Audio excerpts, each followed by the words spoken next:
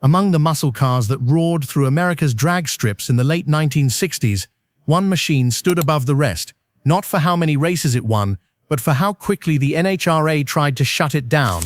It was a car so powerful, so purpose-built, that even before its tires touched the track, officials knew it had gone too far. This is the story of the 1968 Dodge Hemi Dart, a factory-built monster that broke the mold, terrified competitors, and pushed the NHRA to rewrite its own rulebook. It wasn't just fast, it was untouchable. A car so wild, so extreme that the NHRA came to regret ever letting it exist. It wasn't a mistake on Dodge's part, it was NHRA's biggest mistake: the rise of factory superstock wars. By the late 1960s, American drag racing had become an arms race between Detroit's biggest names. Chevrolet, Ford, and Chrysler were all fighting to claim supremacy on the quarter mile. Every weekend, strips across the country thundered with the sound of V8s pushing the limits of physics and the rulebook. The National Hot Rod Association, or NHRA, was meant to keep order. But with every passing season, racers and automakers found new ways to twist the rules, building cars that were barely stock anymore. This was the birth of the factory superstock wars, where car companies weren't just selling performance, they were manufacturing dominance. Lightweight bodies, stripped interiors, and overpowered engines were no longer the exception, they were the goal. Each brand had its secret weapon, but none were as daring or as dangerous as what Dodge unleashed in 1968. The NHRA tried to draw the line. They wanted racing that fans could relate to, cars that at least resembled something you could buy off a showroom floor. But the factories had other ideas. They wanted headlines, trophies, and bragging rights. And so behind closed doors, Chrysler engineers began creating a drag car so extreme it would test not just its rivals, but the patience of the NHRA itself. By 1968, superstock wasn't just a racing class, it was a battlefield for innovation. Cars were running faster than ever, and safety inspectors were struggling to keep up. Engines were exploding, frames were bending, and record times were being shattered almost every event. The NHRA's rulebook, once a guide, had become a fragile shield barely holding back chaos. And then came the moment that broke it. A small group of factory specialists delivered a car that made everything else look outdated. Built not for comfort, not for the street, but for one single purpose: dominate the drag strip. Its name would echo through NHRA history for decades to come: the 1968 Dodge Hemi Dart. Meet the monster, the 1968 Dodge Hemi Dart. When Dodge set out to build the Hemi Dart, it wasn't creating a car for the streets, it was forging a weapon for war. The project began deep inside Chrysler's race development division, where engineers obsessed over one question: how far could they push the NHRA's superstock rules before the association snapped? The answer came in 1968, wearing primer gray paint, bare metal, and a menacing rumble that sounded more like a declaration than an exhaust note. The idea was simple but audacious. Take Dodge's smallest A-body car, the lightweight Dart, and stuff it with the largest, most brutal engine in Chrysler's arsenal, the legendary 426 cubic inch Hemi. On paper, it didn't make sense. The Dart was compact, modest, and never meant to handle that kind of power. But Dodge engineers weren't building this for logic. They were building it to win. They stripped the car of everything unnecessary. No radio, no sound deadening, no rear seats. Even the carpet was gone. The glass was replaced with thin, lightweight panels. Aluminum doors and fiberglass fenders replaced heavy factory steel. The result was a Dart weighing just over 3,000 pounds, but with more than 500 horsepower under its hood. The engine itself was a masterpiece of aggression. Dual 4-barrel carburetors, forged pistons, high-lift cams, and massive cylinder heads that screamed with raw energy. Dodge didn't care about refinement. This car was meant to explode off the line and leave everything, including the NHRA's sense of control, behind. Every detail had one goal: speed at any cost. Even the factory body panels barely fit together. These cars were built by hand in small numbers, by specialists who treated each Dart like a piece of outlaw art. Only about 80 were made, each one shipped directly to racing teams with a warning: not intended for street use. The Hemi Dart wasn't just another muscle car. It was a mechanical dare, a direct challenge to both its rivals and the rule makers. It was so wild, so stripped, and so unapologetically fast that the NHRA's inspectors began to wonder whether Dodge had crossed a line that could never be redrawn. A factory-built weapon. When the 1968 Dodge Hemi Dart first appeared, it didn't look like a product of Detroit. It looked like something built in secret for war. Dodge wasn't trying to sell these cars to the public. It was trying to dominate the NHRA superstock class. These machines came straight from the factory, but they were far from factory cars. Each one was purpose-built, hand-assembled and engineered to bend the limits of what the NHRA would allow. To a casual observer, the Dart looked rough, even unfinished. Many came in primer grey paint, with uneven seams, and interior panels that looked like afterthoughts. But none of that mattered. Under the hood sat the monstrous 426 cubic inch Hemi, an engine with race-proven roots in NASCAR and top-fuel dragsters. It was the same power plant that had terrified Ford and Chevrolet on oval tracks, now unleashed in one of the smallest bodies Dodge had ever built. This wasn't a muscle car for the masses. It was a factory-built predator. Every corner was shaved for weight, every weld done for strength. Even the battery was relocated to the trunk for better traction. These weren't modifications made by hot rodders. They were engineering decisions made by Chrysler's best minds. For the NHRA, the Hemi Dart was both impressive and alarming. The car technically followed the rulebook, barely, but its performance shattered everything the officials thought stock should mean. Superstock cars were supposed to resemble what an average buyer could drive off a dealership lot. The Hemi Dart, however, was something else entirely. You couldn't buy it with a warranty, you couldn't drive it to work, and you definitely couldn't handle it without serious skill. Dodge had found a loophole big enough to drive a Hemi through. They proved that with just enough creative interpretation, factory stock could mean almost anything. It was a bold, almost reckless move, and it worked. When the first Hemi Darts hit the drag strip, they obliterated records, humiliating rivals and thrilling fans. But as the headlines grew louder, so did NHRA's frustration. To them, the Hemi Dart wasn't a competitor. It was a problem, a factory experiment that had gone too far. And soon, the association that once allowed it would begin to wish they hadn't. The rulebook starts to crack. The NHRA had always prided itself on keeping racing fair. The superstock class was supposed to be about cars that anyone could, in theory, buy from a dealer and race on Sunday. But by 1968, that illusion was crumbling. The arrival of the Dodge Hemi Dart didn't just blur the line between street car and race car, it smashed it completely. At first, NHRA officials didn't know what to make of it. The Dart passed basic inspection, but everyone could see it wasn't a normal production vehicle. Its body was stripped bare, the doors were paper-thin, and its Hemi engine made enough power to outrun almost anything with a license plate. Other competitors began to complain, arguing that Dodge had broken the spirit of the rules, and deep down the NHRA knew they were right. The association had unintentionally opened a loophole, a space where factory engineers could build full-blown race cars disguised as stock. Chrysler had simply been the first to take full advantage. The Hemi Dart ran in the superstock Hemi SS Hemi category, but its times were so far ahead of the rest that it might as well have been from another planet. Quarter-mile runs in the low tens, sometimes even dipping into the high nines, left Ford and Chevrolet gasping for answers. Every pass the Dart made down the track was a slap in the face to the rulebook. The NHRA wanted competition, but the Hemi Dart brought domination. The lightweight shell, the perfect launch balance, and that monstrous 426 Hemi made it nearly unbeatable. Fans loved it, racers feared it, and officials quietly panicked. Behind closed doors, NHRA committees started whispering about changes, about redefining eligibility. They couldn't outright ban the car without backlash, but they could make the rules so tight that nothing like it would ever appear again. Weight minimums, production quotas, and strict documentation requirements began creeping into the handbook. What Dodge had done was brilliant, but it came at a price. The Hemi Dart had exposed the NHRA's weakness, proving that innovation could outsmart regulation, and the NHRA's response would mark the beginning of a long, uneasy battle between creative engineering and corporate control, a battle that would eventually make them wish they had never let this car exist at all. Building the unstoppable Hemi Dart, turning a humble Dodge Dart into a track-destroying monster, took more than just horsepower. It took obsession. The 1968 Hemi Dart wasn't built on an assembly line like normal cars. Each one was hand-assembled by a small team at Hurst Performance in Michigan, where engineers blended craftsmanship with chaos. Their mission was clear: build a car so light, so powerful, that it would dominate every quarter mile it touched. They started by stripping everything unnecessary. Out went the insulation, rear seats, heater, and even the radio. In came lightweight fiberglass fenders, hood scoops, aluminum door hinges, and thin windows made of plexiglass.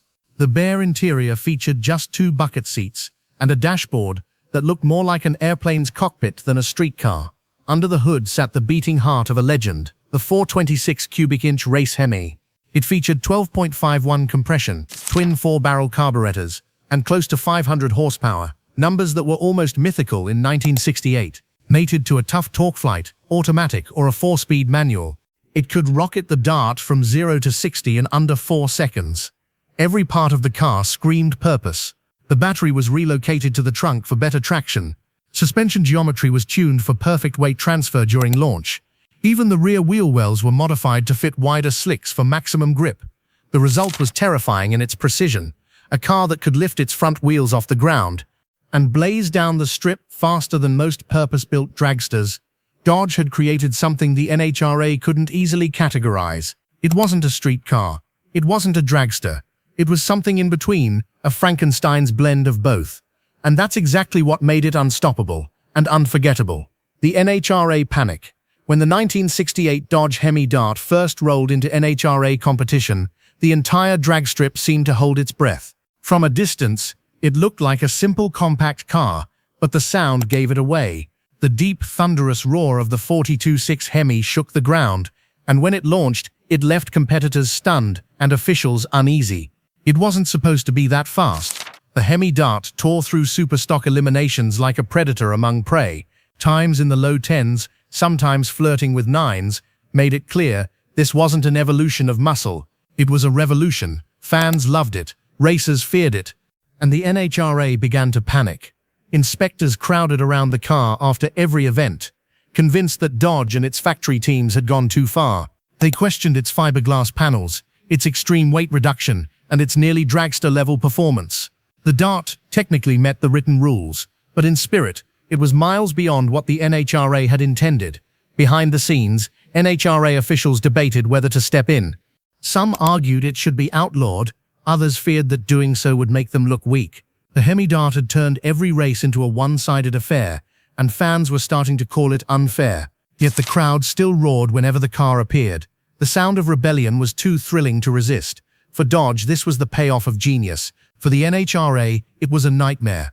The association had created the superstock class to showcase production-based cars, but now they were staring at a factory-built monster that blurred the line between competition and chaos. The NHRA didn't just see a car that was fast, they saw one that could make their entire system collapse. And soon, their fear would turn into action. Thrown out before it could dominate, the NHRA had tolerated the Hemi Dart for as long as it could, but by mid-1968, patience ran out. The car wasn't just winning. It was a racing competition. Every time it launched, it left a trail of defeated legends behind. Inspectors began arriving early just to examine it, searching for something, anything to justify taking it off the track. They started questioning everything: the fiberglass body panels, the acid-dipped doors, the aluminum parts that made it feather-light.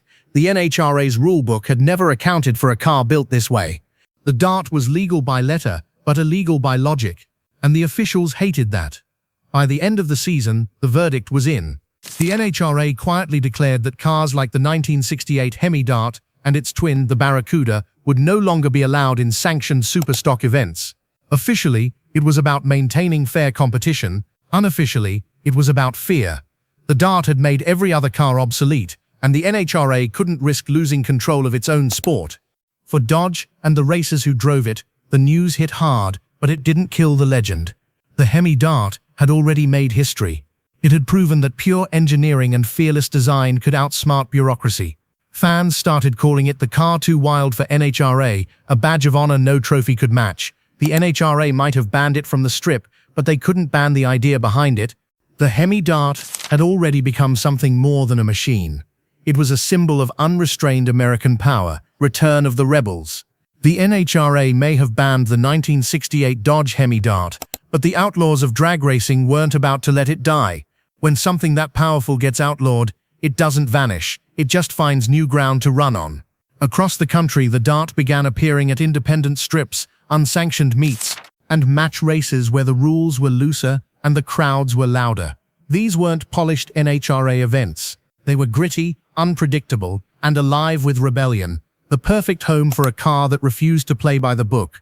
Drivers like Dick Landy, Ronnie Sox, and countless local heroes kept the Hemi Dart's spirit alive, pushing the cars harder than ever. Every launch was a reminder of what the NHRA tried to bury: pure, mechanical freedom. Word spread fast. Fans packed into stands just to see the banned cars run. The Hemi Dart's violent wheel stands and thunderous launches became legend. Its victories weren't printed in official NHRA records anymore, but they echoed across drag racing culture. Wherever the Dart went, the message followed. You can outlaw the car, but not its dominance.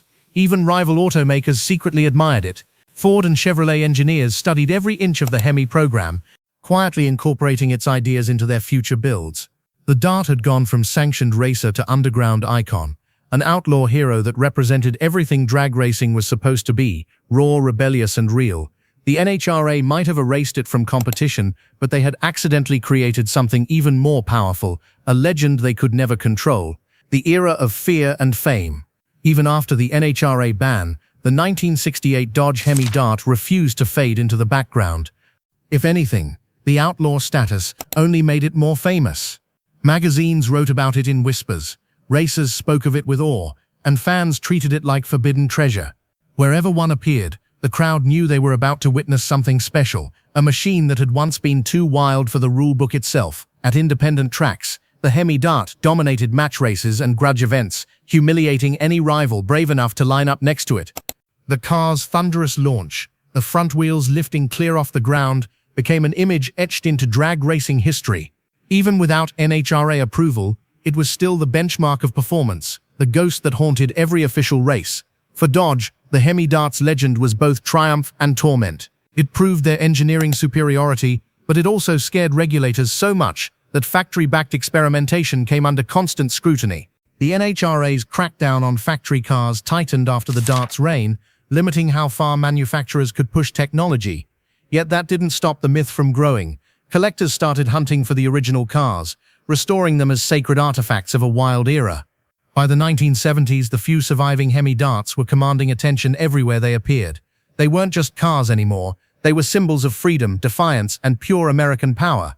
The NHRA may have banned it to restore order, but in doing so, they created something immortal. The Hemi Dart didn't die in disgrace, it ascended into legend. Section 11. When the rules struck back. The NHRA couldn't let another Hemi Dart happen. The car had embarrassed the organization, exposed weaknesses in their rulebook, and proved that engineers could outthink regulation. So in the years that followed, they rewrote everything. Weight limits became stricter. Production requirements multiplied. Cars now had to meet higher quotas to qualify as factory stock. In short, the era of wild, hand-built monsters was over. The message was clear: no more outlaws, no more loopholes. The NHRA wanted predictability, not rebellion. And slowly, the creative fire that had fueled the 1960s began to dim. Factory teams pulled back, fearing controversy and compliance issues. The drag strip, once a proving ground for imagination, started to feel safer, but also quieter. For Dodge, the Hemi Dart became both a badge of honor and a scar. It proved what was possible when freedom met engineering, but it also marked the end of an era where Detroit's boldest ideas could roar unchecked. The NHRA's clampdown forced automakers to tame their builds, producing cars that fit neatly within boundaries instead of breaking them. But something strange happened.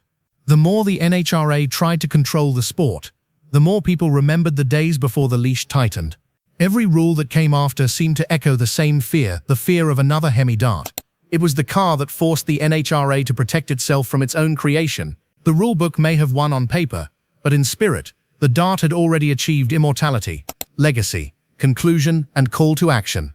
The 1968 Dodge Hemi Dart was more than a car, it was a statement. Born from fearless engineering and banned for being too powerful, it exposed the limits of the NHRA's control and redefined what American muscle could be. What began as a factory experiment became a symbol of rebellion, speed, and freedom that no rulebook could erase. Even today, every time a Hemi rumbles to life, the ghost of that outlaw Dart can almost be heard echoing down the strip, a reminder of when horsepower ruled over politics. The NHRA may have silenced it, but history crowned it a legend. If stories like this fuel your passion for cars that broke rules and rewrote history, don't stop here. Subscribe to Regal Rides and explore more forgotten legends, banned beasts, and untold tales of the machines that were simply too wild for the NHRA.